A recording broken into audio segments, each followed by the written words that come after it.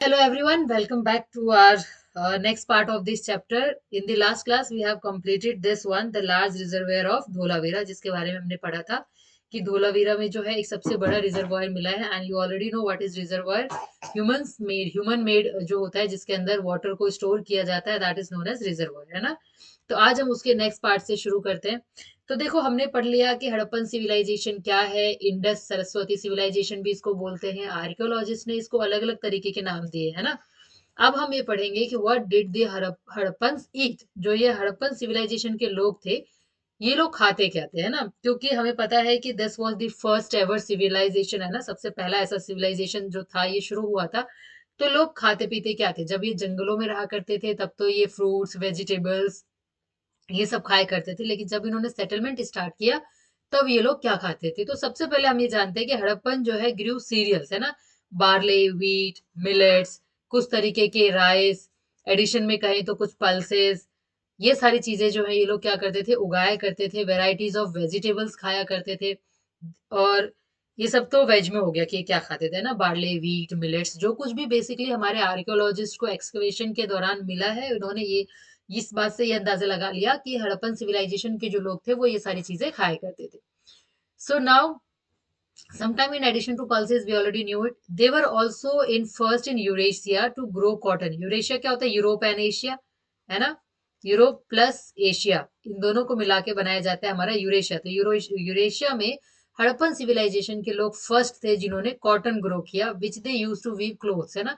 कपड़े पहनने के लिए जो कपड़े वो पहना करते थे वो कॉटन से वो बनाया करते थे. तो उस कॉटन को वो खुद ही ग्रो किया करते थे. फर्स्ट एवर है पूरे यूरेशिया में जिन्होंने कॉटन ग्रो करना स्टार्ट किया. They made farming tools including the plough. इन्होंने जो है फार्मिंग टूल्स भी बनाने शुरू किए जिसके अंदर प्लो वगैरह आता है, हल. ये इन्हीं में से एक जो है क्ले मॉडल है प्लो का, जो कि हमारे हरियाणा में मिला है, बन्नावली में, ठीक है ना. तो ये मिलना स्टार्ट हुआ. बहुत सारे ऐसे फार्मिंग टूल्स हैं जो इन लोगों ने उस समय पर शुरू किए and still they are very relevant. many of the tools which are used by farmers even today. ठीक है. domesticated a number of animals for meat consumption. इन लोगों ने क्या किया, इसके अलावा अब मीट ये खाते थे तो इसके लिए इन्होंने एनिमल्स को डोमेस्टिकेट करना स्टार्ट किया, यानी पालना भी शुरू किया, जिनका मीट ये कंज्यूम करते थे. इसके अलावा फिश, हमारे जो आर्कियोलॉजिस्ट हैं उनको कई एक जगह पर किसी जगह पे फिश की भी जो है बोन्स वगैरह मिले जिससे ये आइडेंटिफाई हो सका कि वो लोग फिश भी खाया करते थे. ठीक है. तो होप यू अंडरस्टैंड. क्या खाते थे, मीट खाते थे. मीट के लिए उन्होंने एनिमल्स को डोमेस्टिकेट करना शुरू किया. सेकंड, वो क्या करते थे, फिश खाते थे. इसके अलावा वेजिटेबल्स जो है वो खाया करते थे. इसके अलावा एग्रीकल्चर में जो है वो पल्सेस ग्रो किया करते थे. अंडरस्टूड. सीरियल्स के अंदर जो है वो लोग बार्ले, व्हीट, मिलेट, ये सब जो है ग्रो किया करते थे. Okay. Now move on to next. What did Harappan cooking pots contain. ये जो हड़प्पन थे इनका जो कुकिंग पॉट हुआ करता था, है ना. ये देखो, ये किस तरीके का इसमें भी इमेज में भी दिख रहा है. इसमें क्या चीजें होती थी, ये किस चीज के लिए, किस पर्पज के लिए यूज किया जाता था. तो बेसिकली आर्कियोलॉजिस्ट को ये जो क्ले पॉट है इनसे उनको दो तरीके के आंसर मिलते हैं. पहला, जिसमें कुछ डेयरी प्रोडक्ट्स मिले जिससे इनको ये अंदाजा हुआ कि शायद ये लोग इन पॉट्स का इस्तेमाल डेयरी प्रोडक्ट्स रखने के लिए करते होंगे. और दूसरा जो रिमेन्स है उसके अंदर टर्मरिक, जिंजर, बनाना, इस तरीके की चीजें मिली. तो इससे ये पता लगा कि उनका जो ईटिंग पैटर्न था ना, that eating pattern was very diverse, है ना. ईटिंग पैटर्न तो बहुत डाइवर्स था. वो लोग क्या कुछ खाते पीते थे, उन सब हमें उनके बर्तनों से इन सब चीजों का अंदाजा लगा है. देखो यहाँ पे दे रखा है the life of the ancient लोगों की लाइफ कैसी थी. Archaeologist have unearthed many objects made up use by Harappan. Harappans जो यूज किया करते थे ऑब्जेक्ट्स, उन सबको निकाला गया है, जो आर्कियोलॉजिस्ट ने निकाला है. तो इसमें देखो ये मिरर है. This is a kind of mirror which they use, है ना. ब्रॉन्ज का मिरर हुआ करता था. आज के टाइम पर हम ग्लास का मिरर यूज करते हैं ना, वो लोग ब्रॉन्ज का मिरर यूज करते थे. ये एक पॉट है. इस फिगर में आपको कुछ स्टोन्स दिखाई देते हैं. ये स्टोन्स को बेसिकली वेट करने के लिए जो है यूज करते थे, जैसे आज 1 kilo, 2 kilo, 1 KG, 2 KG, 5 KG के लिए हम करते हैं. ठीक है. इसके अलावा एक यहाँ पर इन्होंने एक और भी बहुत सारी चीजें, स्टोन से बनी हुई चीजें दिखाई हुई हैं, है ना. तो these all were the Harappan site से मिली हुई चीजें जिनसे हमें ये अंदाजा लगता है कि these were the things which they mostly use in their daily life. जिसमें बच्चों के लिए टॉय वगैरह टाइप का भी है. बच्चे टॉय यूज करते थे. एडल्ट्स जो है, एडल्ट्स के लिए भी अलग तरीके की चीजें इसमें देखने को मिलती हैं. Okay. Now move on to next. Brisk trade देखो, हड़प्पन सिविलाइजेशन से हमें ये पता लगा है कि वो लोग ट्रेडिंग भी करते थे, है ना, इंपोर्ट एक्सपोर्ट भी किया करते थे। और वो जो ट्रेडिंग है, they didn't only trade within the civilization, rather they also trade out of the civilization with other civilization, with other culture and outside the India, है ना। वो सिर्फ इंडिया के अंदर ही जो है ट्रेडिंग नहीं करते थे, बल्कि इंडिया से बाहर भी उन्होंने ट्रेडिंग की है, ठीक है, करते थे वो। क्या एक्सपोर्ट करते थे? ऑर्नामेंट्स एक्सपोर्ट करते थे, टिम्बर, कुछ डेली यूज के ऑब्जेक्ट्स हुआ करते थे वो करते थे ये लोग एक्सपोर्ट, गोल्ड, कॉटन, कुछ फूड आइटम्स भी एक्सपोर्ट करते थे। अब यहाँ पर ये क्वेश्चन तो हमें पता लग गया इसका आंसर कि वो एक्सपोर्ट क्या करते थे, लेकिन आर्कियोलॉजिस्ट को अभी भी इन सब चीजों का आंसर नहीं मिला है कि वो इम्पोर्ट क्या करते थे। ठीक है, एक्सपोर्ट तो पता चल गया कि they exported ornaments, timber and daily use products, gold, cotton, food items, something. But what they actually imported, we didn't know about it, right? लेकिन आगे चलकर ना हमें एक चीज मिलती है, that is if I am not wrong, copper. ठीक है, कॉपर मिलता है। कॉपर जो है वो हमारे इंडिया में ओरिजिनली ओरिजिनेट नहीं था, तो ऐसा अंदाजा लगाया गया है कि मे बी वो इंपोर्ट करने के लिए कॉपर का इस्तेमाल करते हुए। देखो यहाँ पर ये एक इमेज आपको दिख रही है, हड़प्पन आइवरी कॉम्ब है ये, अबाउट 7 सेंटीमीटर लॉन्ग है ये, 7 सेंटीमीटर लॉन्ग कॉम्ब का इस्तेमाल वो करते थे, जो कि आइवरी से बना हुआ होता था। इसके अलावा ये हड़प्पन साइट में आपको कार्नेलियन दिख रहा है, ये बीड्स ऑफ एक्सकेवेटेड ऑफ सूशा से होते हैं ना, प्रेजेंट डे ईरान में ये मिलता है। तो ये ना इसमें इस तरीके के ये होते थे, जिसमें आजू बाजू में ये आर पार ना छेद हुआ करता था, जिसके अंदर से वो थ्रेड डालते थे, and then they use these carnelians for their ornamental purpose, है ना, ऑर्नामेंट्स वगैरह बनाने के लिए इसका इस्तेमाल करते, ये बीड्स वगैरह इनके बीच बीच भी ऐसे करके थ्रेड डालकर वो लोग इसका यूज किया करते थे। तो अभी तक तो हमने ये पढ़ लिया कि वो एक्सपोर्ट क्या करते थे, वो इंपोर्ट क्या करते थे, इसके ऊपर भी थोड़ा बहुत संशय है हमें, है ना। रेड सेमी प्रीशियस स्टोन इसके गुजरात में मिला है। Harappan craft people develop special technique to drill them, जो मैंने अभी आपको इस इमेज में दिखाया, ये जो इमेज में आप देख रहे हैं, ये ये बेसिकली कार्नीलियन, कार्नीलियन जो ये है रेड कलर के पत्थर वगैरह, ये हमको वहीं पर मिले हैं। कहाँ पे? गुजरात में। और यहाँ पर एक स्पेशल टेक्निक से वो इसको ड्रिल करते थे, एंड बीच में एक स्ट्रिंग डालते थे, एक धागा डालते थे। दे ऑल्सो वर्क कॉर्न shell into beautiful shell bangles, कॉर्न शेल का इस्तेमाल वो ब्यूटीफुल शेल बैंगल्स के लिए करते थे, विच रिक्वायर सोफिस्टिकेटेड टेक्निक्स, है ना। शेल बनाने के लिए, बैंगल्स बनाने के लिए एक बहुत ही सोफिस्टिकेटेड टेक्निक का इस्तेमाल होता था। तो देखो अभी मैंने बताया था कि वो इंपोर्ट क्या करते थे, इसके बारे में कुछ क्लैरिफिकेशन नहीं है, तो ये बताया गया है कि it may probably include copper, since this metal was not so common back home. How they trade? अब ये ट्रेडिंग करते कैसे थे? जैसे आज ट्रेड होती है ना सी रूट से, बाय एयर, बाय रोड, इसी तरीके से उस समय भी ट्रेडिंग हुआ करती थी। जो रूट्स होते थे रिवर्स, है ना, रिवर्स के थ्रू, सीज के थ्रू, दूर दूर तक जाने के लिए, क्योंकि हमने ये भी पढ़ा कि वो जो ट्रेडिंग करते थे वो आउट ऑफ द इंडिया भी करते थे, है ना, outside of India. Outside of India जब करते थे तो नॉर्मल सी बात है कि बहुत डिस्टेंट डेस्टिनेशन काफी दूर दूर के रहे होंगे, और ज्यादातर लैंड रूट्स थे। तो land routes, river routes, sea routes, इन सब का वो लोग इस्तेमाल करते थे। This is the first intensive maritime activity in India, ऐसा बोला जाता है कि पहला फर्स्ट इंटेंसिव मैरीटाइम एक्टिविटी जो है ये इंडिया का रहा। Move on to next. Few Harappan settlements are located in coastal area of Gujarat and Sindh. Gujarat और सिंध के कुछ ऐसे कोस्टल एरियाज हैं जहां पर हमारे हड़प्पन सेटलमेंट्स देखने को मिलते हैं। लोथल उन्हीं में से एक है। लोथल एक स्मॉल सेटलमेंट है गुजरात में, और लोथल से बहुत सारी ऐसी जो है हड़प्पन साइट्स की चीजें मिली हैं आर्कियोलॉजिस्ट को, जिससे कि हड़प्पन सिविलाइजेशन को समझने में काफी हद तक हेल्पफुल रही है वो। तो देखो लोथल में एक जो है स्मॉल सेटलमेंट है गुजरात में, has a huge basin measuring 217 meters in length and 36 meter in width, है ना, इतना लंबा। ये देखो यहाँ पे दे रखा है, ये ह्यूज डॉकयार्ड है लोथल में मिला है, जो कि 17 मीटर लेंथ में है और 36 मीटर ये वाइड है। ठीक है, means almost we can say कि जो 2 फुटबॉल का ग्राउंड होता है ना, उससे भी थोड़ा सा बड़ा ही है ये। ठीक है, इसके बराबर इतना बड़ा जो है ये डॉकयार्ड मिला है। तो that is structure use to receive and send boats for further transportation of goods. तो ऐसा माना जाता है कि इस तरीके का जो ये स्ट्रक्चर है ना, ये इस्तेमाल किया जाता होगा बोट्स वगैरह पे सामान को ट्रांसपोर्ट करने के लिए। यहाँ पर बहुत सारे जितने भी ट्रांसपोर्टर्स होते थे, उनके गुड्स यहाँ पर कलेक्ट होते थे, और सब अपने अपने गुड्स को पहचानते थे, और उन गुड्स को वो ट्रांसपोर्ट करते थे यहाँ से। तो इस तरीके का ये बहुत ही ह्यूज डॉकयार्ड जो है लोथल में देखने को मिलता है। I hope you guys understand what ever I am teaching you. अगर किसी तरीके का कोई कंफ्यूजन है या किसी तरीके की कोई कमी लग रही है तो you can comment below, so that I keep it in mind कि नेक्स्ट टाइम से जब भी मैं इस चैप्टर को या नेक्स्ट कोई भी चैप्टर पढ़ाऊं तो मैं उन चीजों को ध्यान में रखूं और अच्छे से क्लैरिफाई करके आपको पढ़ाऊं। देखो यहाँ पर ये इमेज है, ये जो इमेजेस आपको नजर आ रही है ना, ये सील है। ठीक है, सेल यानी जैसे ट्रेडिंग करने के लिए आज भी जब हम ट्रेडिंग करते हैं तो we need money for it, है ना। इसी तरीके से उस समय भी जब ट्रेडिंग किया जाता था तो ये कैसे पता लगता था कि जो भी चीजें किसी सामने वाले ने भेजा है वो एग्जैक्टली फ्रंट वाले को पहुंचा है या नहीं। तो उसके लिए वो क्या करते थे, किसी भी चीज को जब पैकेजिंग करते थे तो पैकेजिंग करके उसको सील पैक कर देते थे, और उस सील के ऊपर क्या होते थे, कुछ साइन होते थे जिससे वो आइडेंटिफाई कर पाते थे कि ये उन्हीं का प्रोडक्ट है।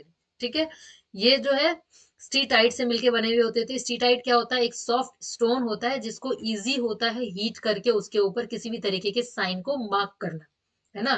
तो इसमें एनिमल फिगर्स होते थे, ये बेसिकली उनके समय का एक राइटिंग सिस्टम हुआ करता था जिससे कि वो लोग आइडेंटिफाई करते थे। जैसे आज के डेट में हम पोस्ट ऑफिस से जब भी कोई चीज भेजते हैं तो उसके ऊपर एक पोस्ट कोड चिपका होता है ना। ऑनलाइन कोई भी चीज अगर आप निकालते हो तो वहां पे आपका एड्रेस, आपका भी पोस्ट कोड, बार कोड, ये सारी चीजें दी हुई होती है for that identification for the product. तो इसी तरीके से देखो उस समय के लोग भी कितने ज्यादा इंटेलिजेंट रहे होंगे कि उस समय ऐसा ऑनलाइन सोशल मीडिया जैसा कोई टाइम था नहीं, प्रिंटिंग वगैरह का कोई सीन नहीं था, तो उन्होंने क्या किया, जो हमारे नेचर में हमें प्रोवाइडेड है उसी से उन्होंने जो है सील बनाया, है ना। स्टीटाइट जो स्टोन है जो हमें प्रोवाइडेड है उससे उन्होंने हमारा क्या बनाया, सील बनाया। सिस्टम एंड द सिंबॉलिक, यार इधर का घुस रही हो तो जा, मैं बाहर चलते चले बात, तो भी चुपचाप बैठ।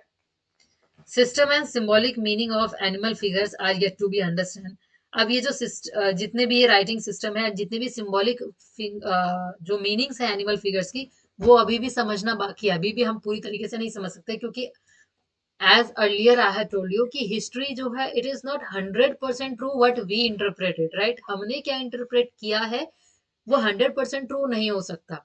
ठीक है, हम सिर्फ एक अंदाजा लगाते हैं फ्यू एविडेंसेस के थ्रू कि ऐसी चीजें हुई होंगी। इसीलिए आप जब भी हिस्ट्री की बुक पढ़ते हो तो कई जगहों पर ये चीजें मेंशन होती है ना।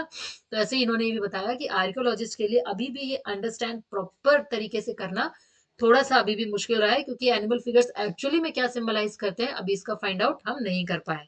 बेसिकली बस इतना हमें पता है somehow relate to trade activity, कि ये जो सील जो है, जो ये बने हुए हैं यहाँ पर, ये समहाउ ट्रेड एक्टिविटी से रिलेटेड है। एंड सिंबॉलिक ऑब्जेक्ट्स हैं ये उस समय के, है ना, जो वहाँ के कल्चर को सिंबलाइज करते हैं। जैसे कि यहाँ पर एक ये एक जो है एक स्टैचू मिला था। ठीक है, ये प्रीस्ट किंग इसको बोला गया। ठीक है ना, प्रीस्ट किंग इसे बोलते हैं। फिर भी ये अभी तक क्लियर नहीं है कि ये फिगर एक्चुअली में किस चीज के लिए है। ठीक है, एक्चुअली ये किस चीज का है, क्या ये किसी लीडर का है, क्या ये किसी किंग का है, या किसी सेनापति का है, ये किसका है अभी तक नहीं मालूम। बस हाँ ठीक है, इसको प्रीस्ट किंग बोल दिया गया है। आगे आप ये देख सकते हो एक सील है, इसके ऊपर ये स्वास्तिक का निशान बनाया हुआ है। ठीक है, seal depicting a three face deity. अब एक अनदर सील जहां पर एक आपको जो है एक डीटी का इमेज नजर आ रहा होगा, थ्री फेस डीटी है ये, और इसके आसपास कुछ बहुत ही पावरफुल एनिमल्स की इमेजेस हैं जो एक प्लेटफॉर्म के ऊपर ये डीटी बैठे हुए।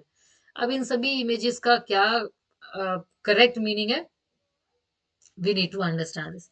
एक अनदर एक ये डांसिंग गर्ल का जो है एक ब्रॉन्ज फिगर मिला है, एक यहाँ पे इस फॉर्म में नमस्ते करते हुए मोहनजोदाड़ो से हमें ये एक 10.8 सेंटीमीटर हाइट के जो है ये फिगर, सॉरी, मोहनजोदाड़ो से हमें ये डांसिंग गर्ल मिली है। ओके, मोहनजोदाड़ो से कौन सी मिली है हमें, ये डांसिंग गर्ल मिली है जिसकी हाइट जो है वो बेसिकली 10.8 सेंटीमीटर हाई है। इसके अलावा ये टेराकोटा का फिगर हमें मिला हुआ है जिन्होंने नमस्ते नमस्ते की पोजीशन में ये बैठे हुए हैं। इसके अलावा ये पॉट है, और एक यहाँ पर आपको एक ये थर्स्टी क्रो की इमेज दिख रही है, जो बचपन से ही हम स्कूल वगैरह में भी हमें एक थर्स्टी क्रो की कहानी सुनाई जाती थी ना, कि मटके में पानी है, क्रो प्यासा था, उसने उसमें पत्थर डाले एंड पानी। तो ये देखो ये उस समय के उस टाइम से चली आ रही स्टोरी है, जो कि एक पेंटिंग में यहाँ पर एक जगह देखने को मिली है। ठीक है, सो ये चैप्टर हमारा बेसिकली यहाँ पर खत्म हो जाता है। पार्ट 1 मैंने पहले करा दिया था, ये इसका पार्ट 2 था जो थोड़ा सा बचा हुआ था, जो मैंने आज कंप्लीट कराया है। ये जो हमने पढ़ा है, ये हमने क्या पढ़ा है, ये हमने पढ़ा है chapter 3, but according to the NCERT it's chapter 6 of new NCERT, history beginning of civilization, Indian civilization, है ना। हड़प्पन सिविलाइजेशन का बिगिनिंग हम ये कह सकते हैं। हड़प्पन सिविलाइजेशन क्या है, बेसिकली सिविलाइजेशन के बिगिनिंग के बारे में हमने पढ़ा है। तो इससे पहले कि हम नेक्स्ट चैप्टर पे मूव ऑन करेंगे कल, हम अभी इस चैप्टर में हमने क्या पढ़ा एक बार समराइज कर लेते हैं। तो इस चैप्टर में हमने ये पढ़ा कि जो इंडस है, या फिर हम इसको हड़प्पन कहते हैं, या फिर हम इसको सिंधु सरस्वती सिविलाइजेशन कहते हैं, ये जो है ओल्डेस्ट फॉर्म ऑफ सिविलाइजेशन है इन द वर्ल्ड। पूरे वर्ल्ड में सबसे ओल्डेस्ट फॉर्म ऑफ सिविलाइजेशन है। Harappan created planned cities, Harappan ने प्लान्ड सिटीज क्रिएट किया है, इफिशिएंट वाटर मैनेजमेंट किया है, ड्रेनेज सिस्टम प्रॉपर किया है, ब्रिक्स ट्रेड किया है, डाइवर्स क्राफ्ट रहा है यहाँ का। ठीक है, इसके अलावा हमने पढ़ा कि एक प्रोडक्टिव एग्रीकल्चर है यहाँ पे, जिसमें वेराइटीज ऑफ क्रॉप्स ग्रो किए जाते हैं सिटीज में। इसके अलावा हमने पढ़ा है सिविलाइजेशन इवेंचुअली धीरे धीरे डिक्लाइन होनी शुरू हो गई, probably because of climatic and environmental changes, people return to this life. I guess ये चीजें मैंने आपको नहीं पढ़ा है ना, सिविलाइजेशन द एंड। ओके, चलो एक बार एंड और बिगनिंग का भी पढ़ लेते हैं, सॉरी। तो सिविलाइजेशन एंड कैसे होती है, एंड और न्यू बिगिनिंग हम इसे कह सकते हैं, कैसे होती है एंड। तो 1900 बीसी में ऐसा बोला जाता है कि सिंधु सरस्वती सिविलाइजेशन जो है अपने सारे अचीवमेंट के बावजूद बिगिन टू फॉल अपार्ट, है ना, धीरे धीरे वो फॉल अपार्ट होने लगे, सिटी अबेंडेंट होने लग गई। अब कारण क्या हो सकता है इसका, तो इसका कारण जो है आर्कियोलॉजिस्ट ने बहुत सारे कारण दिए, जिसमें पहला कारण ये बताया गया था कि शायद वॉरफेयर या इन्वेशन की वजह से ऐसा हुआ है ना, किसी राजा महाराजा ने आक्रमण कर दिया होगा, किसी तरीके का वॉर क्रिएट हुआ होगा, उसकी वजह से सिटीज डिस्ट्रॉय हो गई। लेकिन आगे चलकर हमें ये पता लगता है कि हमें किसी भी तरीके का ऐसा ट्रेस नहीं मिला है वॉरफेयर का। वॉरफेयर का इसलिए क्योंकि ऐसा कहीं भी देखने को मिला ही नहीं कि हड़प्पन सिविलाइजेशन में किसी तरीके का कोई वेपन बनाया जाता हो, ऐसा एविडेंस अभी तक नहीं मिला है। तो इसीलिए ये जो रीजन है कि कोई वॉरफेयर हुआ होगा या कोई इन्वेशन हुआ होगा, ये हम अग्री नहीं कर सकते इसके ऊपर। ठीक है, इसके अलावा दो और जो है फैक्टर्स दिए हमारे आर्कियोलॉजिस्ट ने। पहला उन्होंने ये बोला कि क्लाइमेटिक चेंज, है ना, क्लाइमेटिक चेंज होने लग गया पूरे वर्ल्ड में 2200 बीसीई में, और जिसने पूरे वर्ल्ड को काफी हद तक अफेक्ट किया। ड्रॉट आना स्टार्ट हो गया, कहीं पे बहुत ज्यादा सूखा पड़ रहा है, कहीं पे बारिश नहीं हो रही है, रेनफॉल की प्रॉब्लम हो रही है, और भी बहुत सारे तरीके की क्लाइमेटिक चेंजेस होने स्टार्ट हो गए, जिसकी वजह से ऐसा माना जाता है कि शायद ये हड़प्पन सिविलाइजेशन का एंड हो गया। सेकंड ये कहते हैं कि सरस्वती रिवर जो है वो ड्राइड अप होने लगे। अभी हमने पढ़ा था इस चैप्टर के स्टार्टिंग में कि जो सिविलाइजेशन है वो इंडस वैली सिविलाइजेशन बोलते हैं ना, इंडस रिवर के पास वो सिविलाइजेशन हुई है।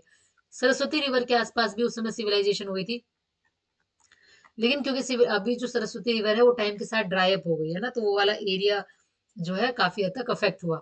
तो सरस्वती रिवर जो है वो ऐसा सेकंड रीजन इसमें ये बोला गया है कि सरस्वती रिवर भी ड्राई अप हो गया सेंट्रल बेसिन में। सडनली सिटीज जो है यहाँ की, जैसे कालीबंगन है, बनावली है, वो सारे अबेंडेंट होने लग गए। लोग इन शहरों को छोड़ छोड़कर वापस से रूरल लाइफ की तरफ शिफ्ट होने लगे। Although the cities disappear, much of the Harappan civilization technology survived, है ना, was passed to the next phase of Indian civilization. Although बहुत सारी चीजें हुई, Harappan culture, Harappan civilization abandoned हो गया, हड़प्पन सिविलाइजेशन का डिक्लाइन हो गया, लेकिन उसका जो हड़प्पन कल्चर है, जो उसकी टेक्नोलॉजी है, समहाउ उसने सरवाइव किया, और सरवाइव करने की वजह से ही आज हमें जो है ये पता चल पाया कि इंडियन सिविलाइजेशन जो है वो कितना ओल्ड सिविलाइजेशन है, और हमारी जो मॉडर्न जो सिविलाइजेशन है, इसकी शुरुआत होने से पहले भी एक सिविलाइजेशन यहाँ अर्थ पर एग्जिस्ट करती थी। तो होपफुली अब आपको ये चैप्टर अच्छे से क्लियर हो गया है। और अगर इससे रिलेटेड इसके Q&A भी जो है सीरीज आएगी, इसका क्वेश्चन आंसर भी आई विल अपलोड सून। और किसी तरीके का कोई कंफ्यूजन हो तो please do comment below, and like share and subscribe this channel, so that आने वाले आने वाले जितने भी क्लासेस हैं उनके नोटिफिकेशन आपको मिल सके। और do not fear from NCERT. I try my best कि आपको मैं एनसीईआरटी को एज इट इज बहुत अच्छे तरीके से इसके कॉन्सेप्ट को आपको क्लियर कर सकूं, सो दैट आने वाले एग्जाम्स में किसी भी तरीके का कॉम्पिटेटिव एग्जाम आप दे रहे हो तो उसमें वो आपको हेल्प करे। Thank you.